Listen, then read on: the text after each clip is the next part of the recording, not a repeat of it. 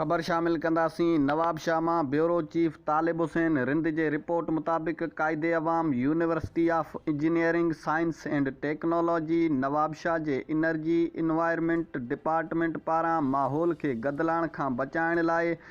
नवां लाड़ा मुतारिफ़ कराइण ऐं माहौलियाती गदिलाइण जा बुनियादी कारण कहिड़ा आहिनि जे मौज़ू ते 5वीं नेशनल कॉन्फ्रेंस यूनिवर्सिटी जे क़ाज़ी अब्दुल कवी सेनेट हॉल में मुनक़द कई वई, जंहिंमें मुल्क जे मुख़्तलिफ़ यूनिवर्सिटियुनि जे माहिर माहौलियाती प्रोफेसरनि समेत मुख़्तलिफ़ मकतब फ़िकिर जे माण्हुनि शिरकत कई। कॉन्फ्रेंस में ॻाल्हाईंदे क़ाइदे अवाम यूनिवर्सिटी जे vice chancellor professor doctor Salim Raza Samoo, Tandojam ज़रई यूनिवर्सिटी जे vice chancellor Fateh Muhammad Mari, Mehran university Jamshoro जे अॻूणे vice chancellor professor doctor Aslam Aqili, professor doctor Noor Ahmed Memon, professor doctor Kishan Chand Makwano, professor doctor Abdul Qayyum Jakhrani, professor doctor Abdul Fatah Chandio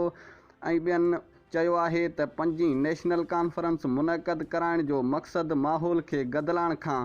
बचाइण, नवां लाड़ा मुतारिफ़ कराइण, गदिलाइण जा बुनियादी कारण कहिड़ा आहिनि बाबति आगाही ॾियण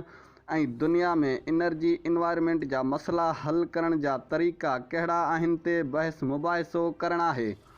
हिननि चयो आहे त दुनिया में माहौल जे तब्दीली जे करे ज़मीन ख़राब थी रही आहे, जंहिंसां पाणी पिणु ख़राब थी रहियो आहे, जंहिं करे तबाही थी रही आहे, जंहिं करे असां सभिनी खे माहौलियाती गदिलाइण खे बहितर करण बाबति आगाही ॾियण में किरदारु अदा करणो पवंदो। हिननि चयो आहे त माहौलियाती गदिलाइण सबबि बीमारियूं वधी रहियूं आहिनि। हिननि चयो आहे त असांखे माहौल जे बुनियादी ख़राबी जा कारण कहिड़ा आहिनि ते कमु करणो पवंदो। गदिलाइण खां पाण खे ऐं मुआशिरे खे बचाइण लाइ नवां लाड़ा तरीक़ा अपनाइण लाइ किरदारु अदा करणो पवंदो।